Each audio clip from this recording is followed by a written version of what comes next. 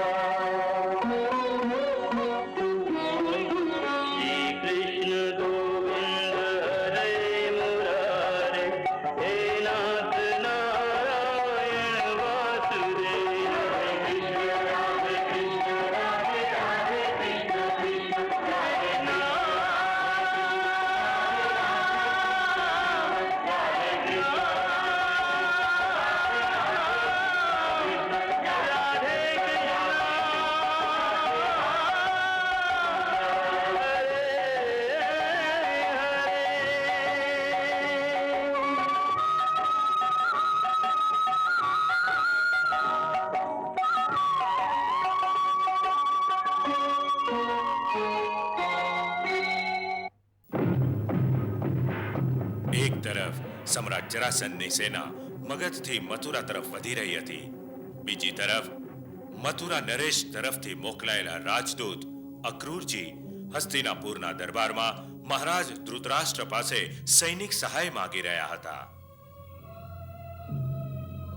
મારા મહારાજ ઉગ્રસેને મને આપની પાસે સહાય માંગવા માટે મોકલ્યો છે. કેવી સહાય? સૈનિક સહાયતા. સૈનિક સહાયતા? અમે કંઈ સમજ્યા નહીં. મહારાજ, આ સમયે મથુરા પર એક ભીષણ સંકટ છળુંબી રહ્યું છે. મગધ નરેશ જરાસંધ એક વિશાળ સેનાની સાથે મથુરા તરફ વધી રહ્યા છે. એ મથુરાનો વિનાશ કરવા માંગે છે. એણે તો પ્રતિજ્ઞા કરી છે કે મથુરાના વૃદ્ધ, બાળક, સ્ત્રી, પુરુષ કોઈ પણ પ્રાણીને જીવતા નહીં રહેવા દે.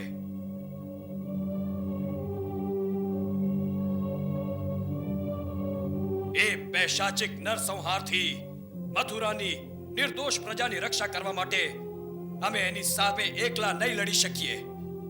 ભીષ્મ પિતામહ એમની સહાય કરવા માંગતા હતા, પરંતુ શકુનીએ ખૂબ ચાલાકીથી આખી ચર્ચાની દિશા જ બદલી નાખી. આપણું પાડોશી રાજ્ય સંકટમાં છે. આવી અવસ્થામાં આપણે મહારાજ ઉગ્રસેને જે સહાયની પ્રાર્થના કરી છે એની પર અવશ્ય વિચાર કરવો જોઈએ. તાજશ્રી બિલકુલ સાચું કહે છે મહારાજ. અવશ્ય વિચાર કરવો જોઈએ. આ વિષય એટલો ગંભીર છે કે એના દરેક પાસા પર સરખો વિચાર કરીને જ આપણે કોઈ નિર્ણય લેવો જોઈએ.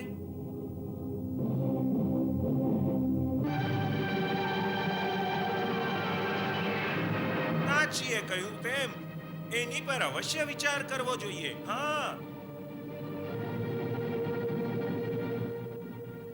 અને એને માટે આપને સમય જોઈએ મહારાજ, સમય. હા. મહારાજ ધૃતરાષ્ટ્રે શકુનીની વાત માનીને તરત કોઈ નિર્ણય લેવાની ના પાડી દીધી. કુમાર શકુની યોગ્ય કહે છે. આ વિષય પર ખૂબ ગંભીરતાથી સરખો વિચાર કરવાની આવશ્યકતા છે. ત્યાં સુધી સેનાપતિ અક્રૂરને માટે રાજમહેલના અતિથિ ગૃહમાં વિશ્રામ કરવાની વ્યવસ્થા કરવામાં આવે. એથી મહામંત્રી વિદુર અત્યંત દુઃખી થઈ ભીષ્મ પિતામહ પાસે ગયા. તાતશ્રી, આ જે કંઈ બની રહ્યું છે એને આપ ઉચિત કહેશો કે અનુચિત? અનુચિત, સરાસર અનુચિત. તો પછી આપની વાણી મૂક કેમ છે? આટલા ગંભીર વિષય પર આજે રાજ્યસભામાં આપનો નિર્ણય કેમ નહીં સંભળાવ્યો? પરંતુ ભીષ્મ પિતામહે એમને પોતાની વિવશતા કહી જણાવી કે તેઓ કેમ ધૃતરાષ્ટ્રની આજ્ઞા માનવાને વિવશ છે. મારી વિવશતા છે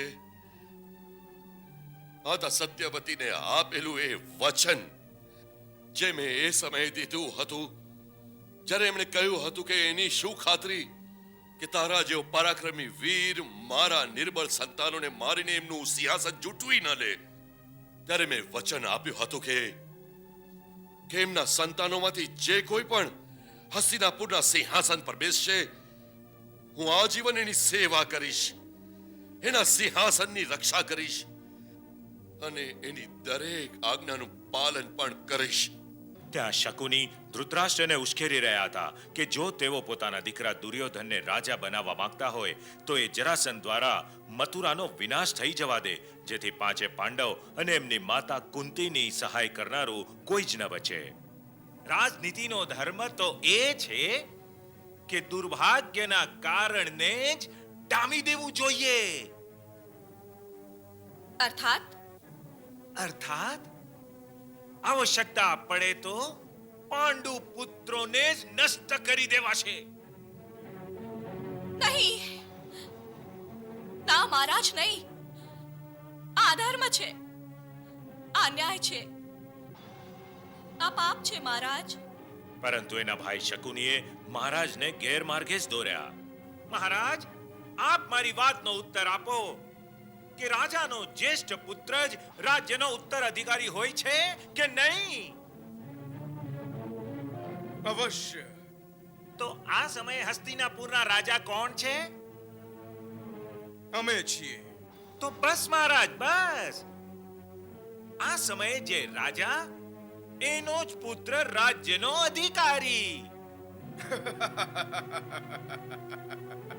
શકુની, તમારી યુક્તિ અને બુદ્ધિ બંને પ્રશંસનીય છે. વાહ વાહ. જો તમે અહીં રહેશો તો મારો પુત્ર દુર્યોધન અવશ્ય અહીંનો યુવરાજ બનશે. અવશ્ય રહીશ મહારાજ, અવશ્ય રહીશ. હું આપને વચન આપું છું કે જ્યાં સુધી મારા પ્રિય ભાણેજ દુર્યોધનનો રસ્તો સાફ ન કરી દઉં હું મારા રાજ્ય ગાંધાર પાછો નથી જવાનો. ત્યાં અક્રૂર સર્વને મળતા હતા, જેથી બધા લોકો મહારાજ ધૃતરાષ્ટ્ર પર દબાણ લાવે કે તેઓ મથુરાની સહાય કરે. આ જ પ્રયત્નમાં જ્યારે તેઓ ભીષ્મ પિતામહ પાસે પહોંચ્યા તો ભીષ્મ પિતામહે એમની સામે પોતાનું હૈયું ઠાલવી દીધું. આ રાજ્ય પરિવારનું વાતાવરણ બહુ દૂષિત થઈ ગયું છે. આ કેવી વિડંબના છે કે જે કુરુવંશની વૃદ્ધિ અને પ્રગતિ માટે અમે લોકોએ એક એકથી ચડ્યા હતા એવા બલિદાન દીધા હતા, આજે એ જ મહાન પરિવારમાં રાજ્ય સત્તાના લોભે ભાઈને ભાઈનો શત્રુ બનાવી દીધો છે. હું આ રાજકુમારોને એક સાથે ભેગા મળીને ગુરુ દ્રોણના આશ્રમમાં શસ્ત્ર વિદ્યાનું પ્રદર્શન કરતા જોઈને સપનું સેવ્યા કરતો હતો. હું સપનું સેવ્યા કરતો હતો કે ધર્માત્મા રાજા યુધિષ્ઠિરને આધીન જ્યારે અર્જુન અને દુર્યોધન જેવી શક્તિઓ મળીને કામ કરશે તો હસ્તિનાપુરનું સામ્રાજ્ય સમુદ્રથી સમુદ્ર પર્યંત એક છત્ર રાજ્ય બની જશે અને હસ્તિનાપુરનો રાજા આખી ધરતીનો સમ્રાટ બની જશે.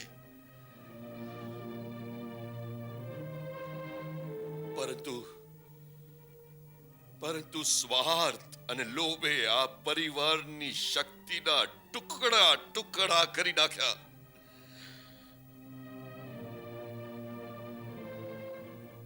આજે આજે પરિસ્થિતિ એ છે કે ભાઈને ભાઈ વિષ દઈને એની હત્યા કરવાનો પ્રયાસ કરી રહ્યો છે. હત્યા કરવાનો પ્રયાસ કરી રહ્યો છે. આજે ધર્મ અને અધર્મ વચ્ચેની રેખા એવા પ્રકારે ભૂસાઈ ગઈ છે કે ધર્મને અધર્મને ધર્મ સિદ્ધ કરવામાં આવી રહ્યો છે. જો આ શક્તિઓ સાથે મળીને કામ કરતે તો આખા વિશ્વ પર રાજ કરી શકતી હતી. પણ આ શક્તિઓ અંદર અંદર ઝઘડીને ક્ષીણ થઈ રહી છે. અને આનાથી મોટું દુર્ભાગ્ય શું હોય? આનાથી મોટી વિડંબના શી હોય કે મારા અને વિદુર જેવા લોકો પોતાની આંખોની સામે રચાતી જતી આ કુરુવંશની વિનાશ લીલાનું દ્રશ્ય જોવા માટે વિવશ છીએ. આનાથી મોટી વિડંબના શી હોય?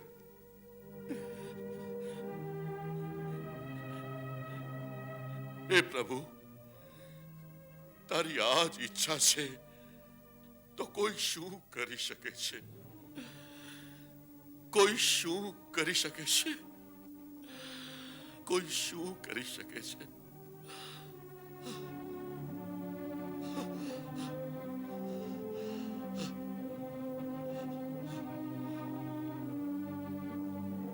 ક્ષમા કરજો અક્રૂરજી, ક્ષમા કરજો. હું આપની સમસ્યાઓનું સમાધાન કરવાને બદલે પોતાના કુળની સમસ્યાઓ લઈને બેસી ગયો. મને મારી સમસ્યાઓની કોઈ ચિંતા જ નથી તાજશ્રી, કેમ કે એનું સમાધાન કરવા વાળો તો મથુરામાં સ્વયં બિરાજમાન છે.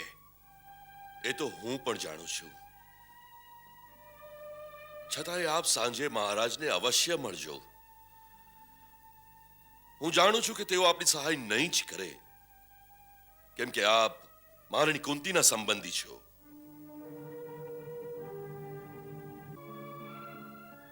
બેન કુંતી, આમાં આપ જ અમારી સહાય કરી શકો છો. આપ જ મહારાજને સમજાવી શકો છો કે આપના પિયર પર ઘેરાયેલા એ સંકટનું નિવારણ કરવા માટે એમણે અમારી સહાયતા કરવી જોઈએ. મને પૂર્ણ વિશ્વાસ છે કે એમના નિર્ણય પર આપની વાતનો પ્રભાવ અવશ્ય પડશે. જો એવું હોત તો કેટલું સારું થાત, પરંતુ દુર્ભાગ્યવશ આજે આ રાજકુળમાં મારી વાતનું કોઈ મહત્વ નથી રહ્યું. હું અહીંયા એક પરાધીન વિધવા થઈને રહું છું. સાચું પૂછો તો અક્રૂરભાઈ, મને તો મારા બાળકોના જીવનની ચિંતા થઈ રહી છે. એવું લાગે છે કે મારા બાળકો એમની આંખમાં ખૂંચવા લાગ્યા છે. મારી તો એવી દશા છે જાણે કોઈ હરણી વરુઓની વચ્ચે ફસાઈ ગઈ હોય.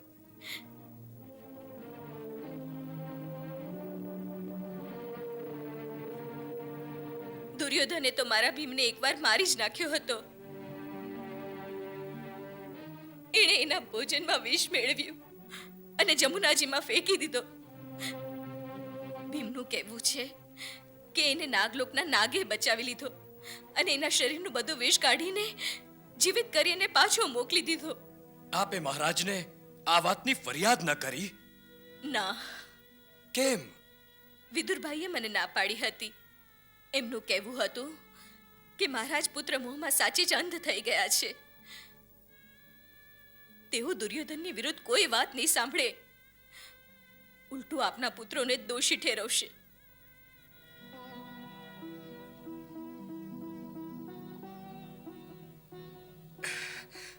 આનો અર્થ તો એ થયો કે આટલા મોટા કુરુવંશમાં આપની સહાયતા કરવા વાળું કોઈ નથી. વિદુરભાઈ છે, કેવળ એમનો જ આધાર છે મને. ક્યારેક વિચારું છું કે મારા પિયરમાં પણ કદી કોઈ આ અભાગણને યાદ કરતું હશે કે નહીં? અવશ્ય કરે છે, સૌ યાદ કરે છે. વિશેષતા કૃષ્ણ તો આપના વિશે ઘણી વાર ચિંતા કરતા હોય છે. કૃષ્ણ, નાના ભાઈ વસુદેવના પુત્ર કૃષ્ણ, એમના વિશે તો હું ઘણી વિચિત્ર વાતો સાંભળ્યા કરું છું. કહે છે એ કોઈક અલૌકિક શક્તિવાળું બાળક છે. અલૌકિક શક્તિવાળું બાળક? ક્યારેક વિચારું છું કે મારા પિયરમાં પણ કદી કોઈ આ અભાગણને યાદ કરતું હશે કે નહીં. અવશ્ય કરે છે, સૌ યાદ કરે છે. વિશેષતા કૃષ્ણ તો આપના વિશે ઘણી વાર ચિંતા કરતા હોય છે. કૃષ્ણ, નાના ભાઈ વસુદેવના પુત્ર કૃષ્ણ, એમના વિશે તો હું ઘણી વિચિત્ર વાતો સાંભળ્યા કરું છું. કહે છે એ કોઈ અલૌકિક શક્તિવાળું બાળક છે. અલૌકિક શક્તિવાળું બાળક? નહીં, એ કોઈ બાળક નથી. તો પછી શું છે? આપ સત્ય જાણવા માંગો છો કુંતીબેન? હા ભાઈ. તો પરમ સત્ય તો એ છે કે શ્રી કૃષ્ણના રૂપમાં સ્વયં સર્વશક્તિમાન ભગવાન જ આ ધરા પર પધાર્યા છે. સર્વશક્તિમાન ભગવાન? હા, સર્વશક્તિમાન ભગવાન શ્રી કૃષ્ણ. કુંતીબેન, હું આપને એક પરમ રહસ્યની વાત જણાવું છું. મેં સ્વયં આજ ચર્મચક્ષુઓથી એમના ચતુર્ભુજ રૂપના દર્શન કર્યા છે. શું વાત કરો છો ભાઈ? એમણે ચતુર્ભુજ રૂપમાં તમને દર્શન દીધા? હા કુંતીબેન, હા. મારો વિશ્વાસ કરો. આ ધરતી પરના કોઈ માણસને પોતાના ચર્મચક્ષુઓ દ્વારા પ્રભુના ચતુર્ભુજ રૂપના દર્શન થઈ શકે છે? એ ઘટના તો એકદમ અસંભવ જ લાગે છે. કુંતીબેન, આપણા જેવા સાધારણ માનવો માટે તો ખરેખર આ અસંભવ જ છે. પરંતુ ભગવાનને માટે તો કશું જ અસંભવ નથી. તેઓ જ્યારે ઈચ્છે, જેની પર કૃપા કરવા ઈચ્છે, એને પથ્થરમાં પણ દર્શન દઈ દે છે.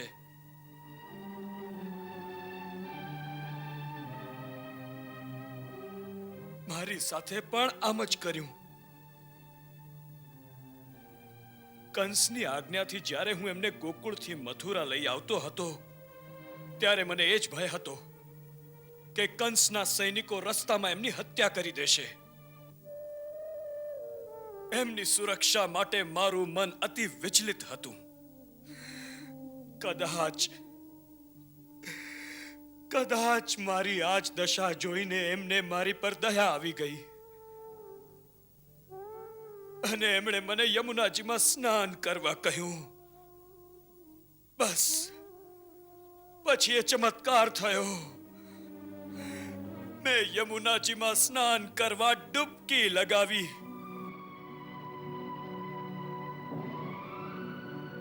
અક્રૂરજી,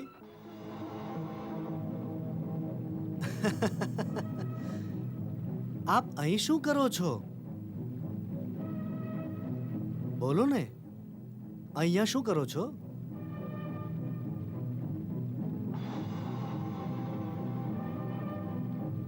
કાકા, શું વાત છે?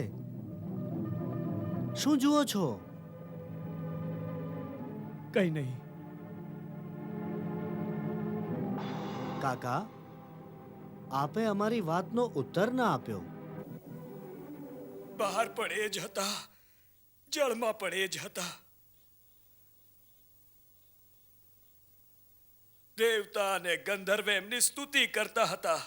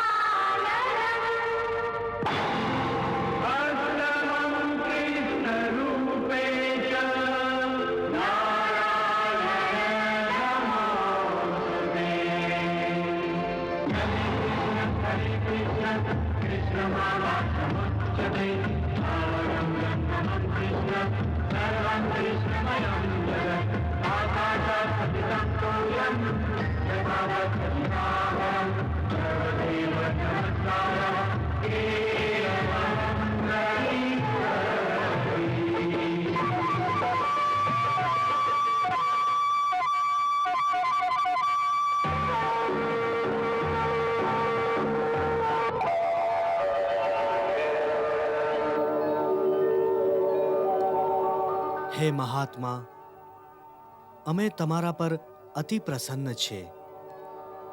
ઘણા સમયથી અમારી સુરક્ષાની ચિંતાને કારણે તમારા હૃદયમાં કેવળ અમારું જ ધ્યાન હતું, અમારું જ ચિંતન હતું. આ અવસ્થા મોટા મોટા યોગીઓને પણ સહજપણે પ્રાપ્ત નથી થતી કે એમના હૃદયમાં પ્રતિ ક્ષણ કેવળ અમારું જ અખંડ ધ્યાન રહે. આ અવસ્થા તમને તમારા પૂર્વ જન્મોની તપસ્યા અને ગુરુ કૃપાથી પ્રાપ્ત થઈ છે, જેના ફળ સ્વરૂપે આજે તમને અમારા એ દુર્લભ દર્શન પ્રાપ્ત થયા છે, જે કોટી કોટી યુગોમાં કોઈ વિરલ જીવને જ પ્રાપ્ત થાય છે. તમારી અટલ રાજભક્તિના ફળ સ્વરૂપે આજે અમે તમને અમારી સહજ ભક્તિ પ્રદાન કરીએ છીએ. તમારી કર્તવ્ય નિષ્ઠાને કારણે પોતાના કર્મપથને વળગી રહેવાનો તમારો અહંકાર તદ્દન નિસ્વાર્થ છે. એટલા માટે અહંકાર તમારો દોષ નહીં ગણી શકાય. અમે તમને તમારા એ નિસ્વાર્થ અહંકારને સ્થાને ભગવત પરાયણ હોવાની ભાવના પ્રદાન કરીએ છીએ. આજે મહામુનિ ગર્ગનું વચન સાર્થક થઈ ગયું. આજથી તમારું મન સદાને માટે કેવળ અમારા ચરણ કમળોનું જ અનુરાગી રહેશે. એમાં કદી કોઈ વિકાર નહીં આવે. તમે એક સાચા કર્મયોગીની જેમ સંસારના સમસ્ત કર્મ કરતા રહેશો, પરંતુ એ બધા કર્મો ભગવત પૂજા સમાન જ મોક્ષદાયક રહેશે. તથાસ્તુ.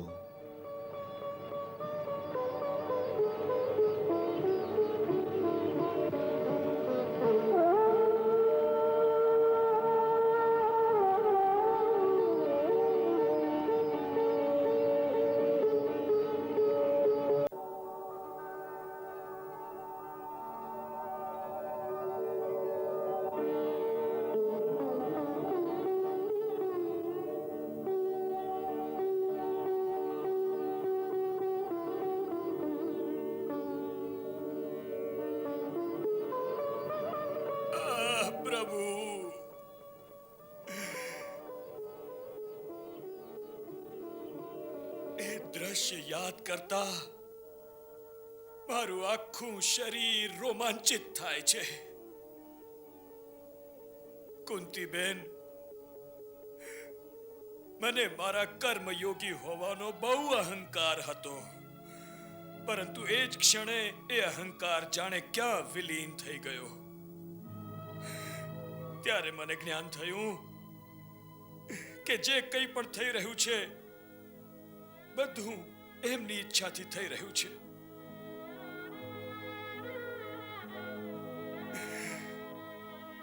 હું જે કંઈ પણ કહી રહ્યો છું સર્વ એમની ઈચ્છાથી જ કહી રહ્યો છું. આજે મારું અહીં આવવું, મહારાજ ધૃતરાષ્ટ્રની સામે સહાયતા માટે કરગરવું, એ સર્વ એમની જ લીલા છે. અન્યથા જે થવાનું છે એ તો પહેલેથી જ એમણે નક્કી કરી રાખ્યું છે.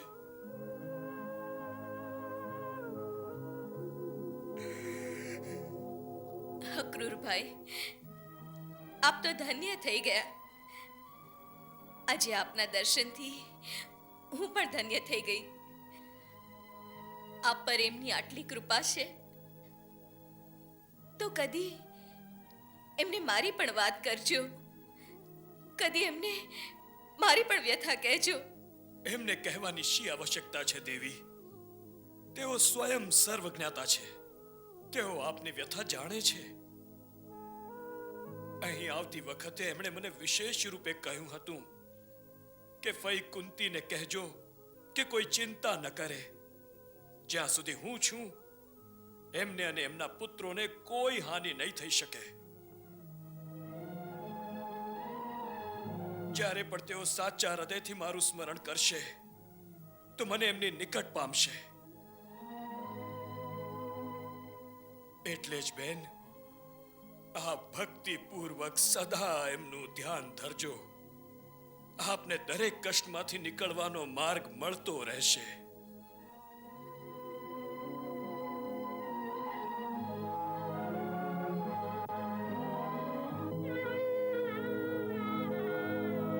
હે સર્વેશ્વર, આપને આ અભાગણની પણ આટલી ચિંતા છે એ વિચારીને હું ગદગદ થઈ ગઈ છું. બસ મારા પર આવી જ કૃપા સતત રાખજો. હે ગોવિંદ, હું મારા બાળકો સાથે દુઃખ પછી દુઃખ ભોગવું છું. આપ તો વિશ્વાસમાં છો. હું આપના શરણમાં આવી છું.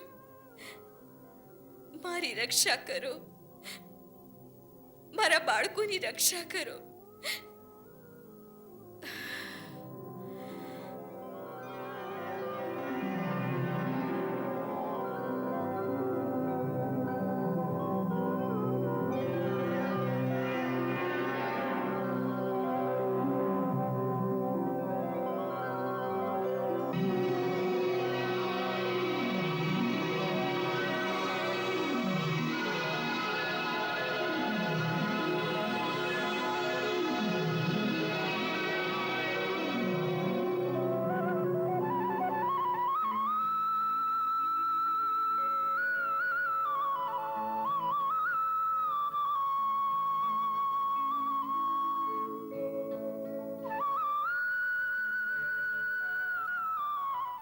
આપે સાચું જ કહ્યું અક્રૂરભાઈ. એમના શરણમાં જવાથી આત્માને જાણે તત્કાળ શાંતિ મળી ગઈ છે. પ્રભુ,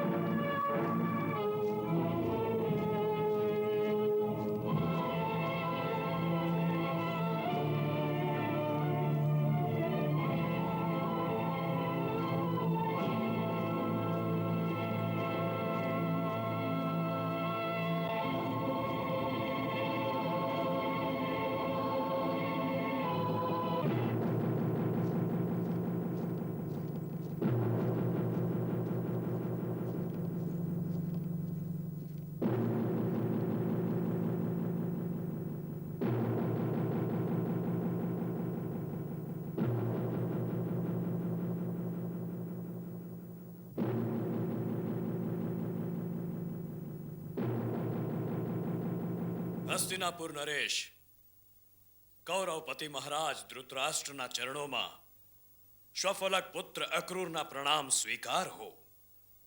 આવો મહારથી અક્રૂર, આસન ગ્રહણ કરો. એક યાચકને પણ આપ આસન પ્રદાન કરો છો, એ તો આપના હૃદયની ઉદારતાનું જ સૂચક છે મહારાજ. પરંતુ માંગનારા માટે આસનથી અધિક મહત્વ એ વાતનું હોય છે કે એની માંગને સંતોષવામાં આવે. અને આપની ઉદારતાથી મને એ જ આશા છે કે જે સહાયની યાચના મેં કરી છે, આપ અવશ્ય એ સહાયનું આશ્વાસન મારી ઝોળીમાં નાખી દેશો. આપના શ્રીમુખેથી એ જ આશ્વાસન સાંભળવાની આશાએ હું આપની સેવામાં ઊભો છું મહારાજ.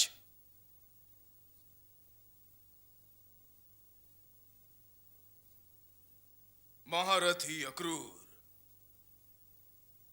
અમે આપની માંગ પર ખૂબ જ ઊંડાણપૂર્વક ખાસો વિચાર કર્યો છે અને અમારા મંત્રીઓ સાથે મંત્રણા પણ કરી છે. અમે બધા એ વાતે તો સહમત છીએ કે આપની માંગ ઉચિત છે. મથુરા પર આવી રહેલા સંકટને ટાળવા માટે જો સંભવ હોય તો અમારે મહારાજ ઉગ્રસેનની સહાય અવશ્ય કરવી જોઈએ. અને એ એટલે માટે પણ આવશ્યક છે કેમ કે મહારાણી કુંતીના સંબંધે મથુરા રાજ્યની સાથે અમારો ઘનિષ્ઠ સંબંધ પણ છે. પરંતુ આ ત્યારે જ થઈ શકે છે જો એવું કરવું સંભવ હોય તો.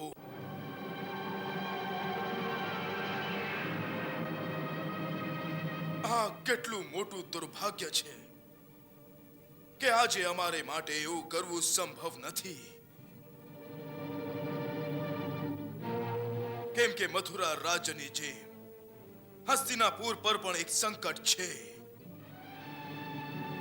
અંતર કેવળ એટલું જ છે કે આપણું સંકટ તો પ્રત્યક્ષ છે, જે સૌને દેખાઈ રહ્યું છે, પરંતુ અમારું સંકટ અપ્રત્યક્ષ છે, જેને કોઈ બહારવાળું નથી જોઈ શકતું, પરંતુ જે હું જોઈ શકું છું.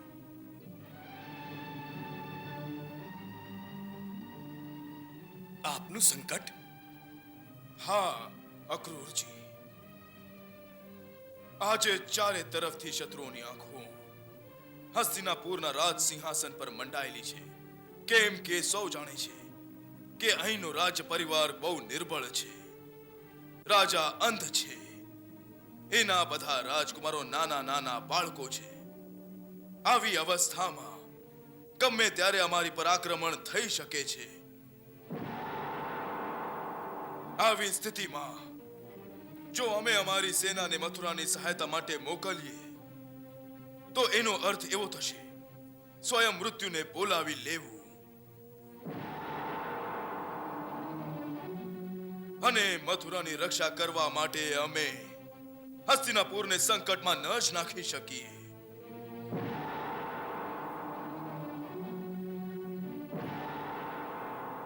અક્રૂરજી, આપ જઈને મહારાજ ઉગ્રસેનને જણાવી દેજો કે અમને બહુ જ ખેદ છે. આ સમયે અમે એમની કોઈ સહાયતા નથી કરી શકતા.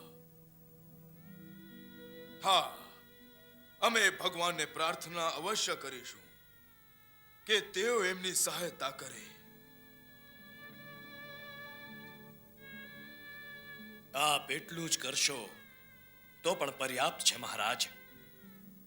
કેમ કે જ્યારે ભગવાન જ એમની સહાયતા કરશે તો પછી એમને કોઈ બીજાની સહાયતાની આવશ્યકતા જ ક્યાં રહેશે? આપની સદભાવના માટે હું અમારા મહારાજ તરફથી આપને ધન્યવાદ દઉં છું.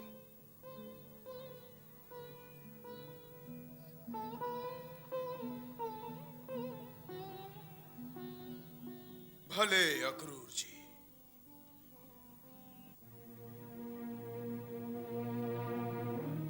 મહારાજ, જતા પહેલા જો આપની આજ્ઞા હોય તો હું આપને એ સંદેશો જણાવવા માંગુ છું જે શ્રી કૃષ્ણે મને આપ સુધી પહોંચાડવા કહ્યું હતું. શું શ્રી કૃષ્ણએ મારા માટે કોઈ સંદેશો મોકલ્યો છે? હા મહારાજ. મારા અહોભાગ્ય છે. અક્રૂરજી, મેં ઘણા પાસેથી સાંભળ્યું છે કે માતા પૃથ્વીનો ભાર ઉતારવા માટે સ્વયં સર્વશક્તિમાન ભગવાને શ્રી કૃષ્ણના રૂપમાં ત્યાં યદુકુળમાં અવતાર લીધો છે. શું એ સત્ય છે? આપે સત્ય જ સાંભળ્યું છે મહારાજ. દુષ્ટોનો નાશ કરવા માટે ભગવાન શ્રી કૃષ્ણ સ્વયં ગોલોકથી ધરતી પર પધાર્યા છે. આહાહાહાહા. આ સાંભળીને કેટલું સારું લાગ્યું કે સર્વેશ્વર ભગવાનને મારા જેવા તુચ્છ પ્રાણીની પણ ચિંતા છે. મહારાજ, એમને તો સૌની ચિંતા હોય છે. એમને માટે તો તુચ્છ અને મહાન સર્વ એક સમાન છે. સારા નરસા સૌ એમના બાળકો છે. સર્વ પ્રતિ એમની સમદ્રષ્ટિ રહે છે. તેથી તો તેઓ ભગવાન છે. કહો ને, એમનો મારા માટે શું આદેશ છે? જે એમણે કહ્યું હતું એ સંદેશ હું આપને અક્ષરશઃ જણાવું છું. સંભળાવો. એમણે કહ્યું હતું, હે વિચિત્ર વીર્ય નંદન ધૃતરાષ્ટ્ર, આપના ભાઈ પાંડુના પરલોક સિધાવ્યા બાદ હવે આપ રાજ સિંહાસન પર આરૂઢ થયા છો. એથી હવે આપનું કર્તવ્ય છે કે કુરુ વંશની ઉજ્જવળ કીર્તિને અધિક ઉજાળો. પોતાના ધર્મથી પૃથ્વીનું પાલન કરો. પોતાના સદવ્યવહારથી પ્રજાને પ્રસન્ન રાખો અને પોતાના સ્વજનોની સાથે સમાનતાનું વર્ધન કરો. આમ કરવાથી આપને આ લોકમાં યશ અને પરલોકમાં સદગતિ પ્રાપ્ત થશે. જો આપ આનાથી વિપરીત આચરણ કરશો તો આ લોકમાં આપની નિંદા થશે અને મરણ પશ્ચાત આપે નરકમાં જવું પડશે.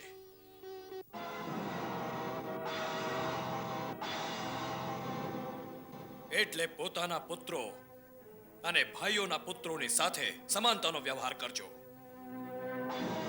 એટલું યાદ રાખજો કે આ સંસારમાં કોઈ કોઈની સાથે સદા નથી રહેતું. જેમનો આજે ગાઢ સંબંધ છે એમને એક દિવસ છોડવા જ પડશે, ત્યાં સુધી કે શરીર પણ સાથે નથી રહેતું.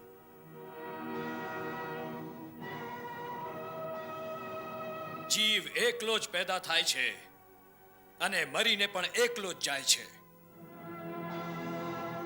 પોતાના કર્મ ધર્મનું, પોતાના પાપ પુણ્યનું ફળ એ એકલો જ ભોગવે છે. મૂર્ખ જીવ જેમને પોતાનું સમજીને એમને માટે અધર્મ કરીને એમને પાળે છે, પોષે છે, એ જ પુત્ર, ધન અને એના પોતાના પ્રાણપણે જીવને અકૃતાર્થ કરીને એને છોડી જાય છે અને સ્વયં પોતાના પાપોનો ભારો માથે લઈને એકલો જ ઘોર નરકમાં ચાલ્યો જાય છે. એટલે જ પોતાના ચિત્તને રોકજો અને મમતાના વશમાં આવીને કોઈની સાથે પક્ષપાત ન કરશો. આપ તો જ્ઞાની છો, સમર્થ છો, એટલે સમત્વમાં સ્થિત થજો અને પોતાના આત્મામાં ધ્યાન ધરીને આ સંસાર પ્રતિ સાવ શાંત થઈ જજો. એમાં જ આપનું કલ્યાણ છે મહારાજ.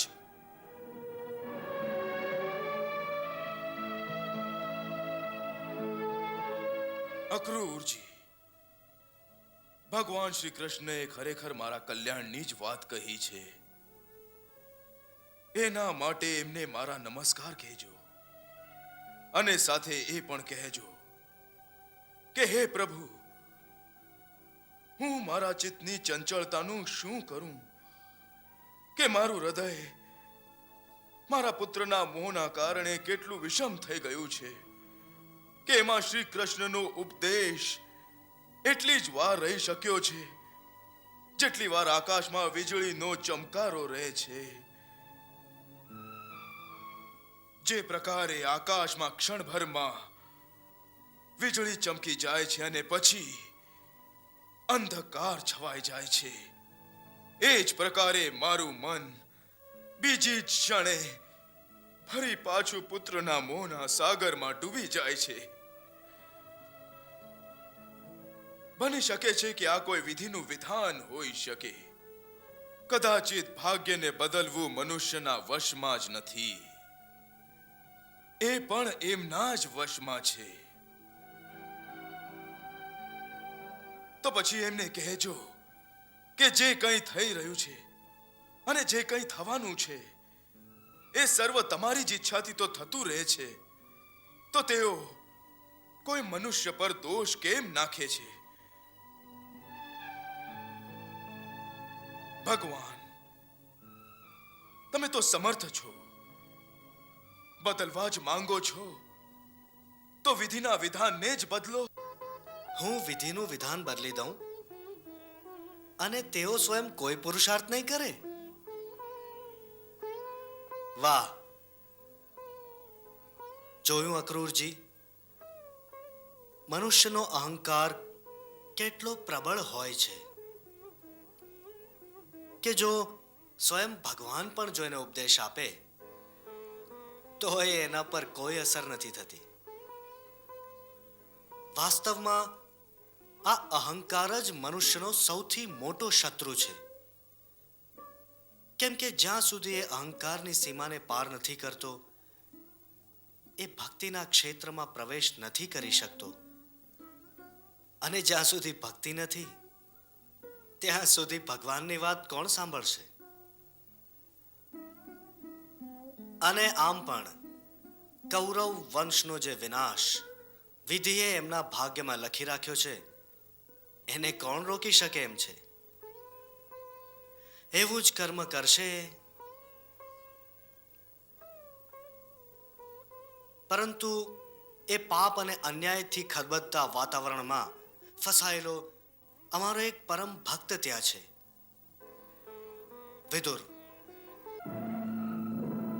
અમને ઘણીવાર એની ચિંતા થાય છે, એની દયા આવે છે કે શી રીતે માત્ર એક ભૂલને કારણે એ પેલા પાપના કરણમાં ફસાયેલો છે.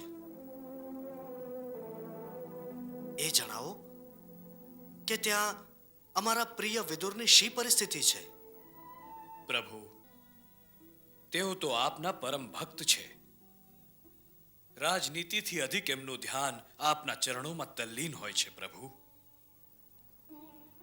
એમણે અમારે માટે કંઈક કહ્યું? કેવળ એટલું જ. હવે મારી એક જ પ્રાર્થના એમના સુધી પહોંચાડજો કે પોતાના દીન ભક્તને કદીએ વિસારે ના પાડે. કર્તવ્યના જે કાંટા ભરેલા માર્ગ પર હું ચાલું છું, એની પર તેઓ સદૈવ મારું માર્ગદર્શન કરતા રહે. બસ હવે તો હું એમની જ શરણમાં છું.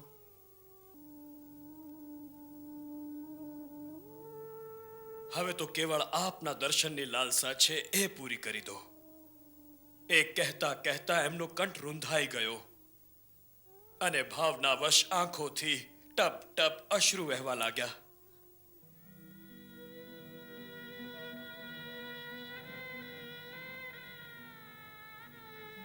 તેઓ તો આપના દર્શન માટે ખૂબ અધીરા છે પ્રભુ, ખૂબ અધીરા છે.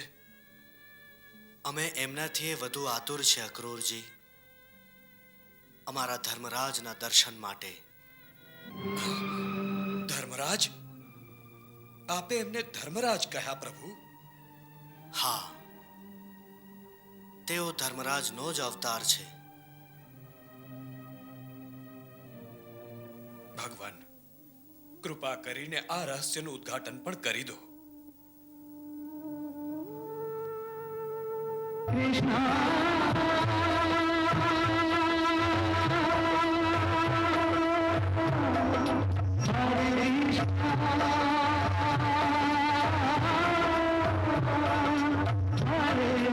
Hare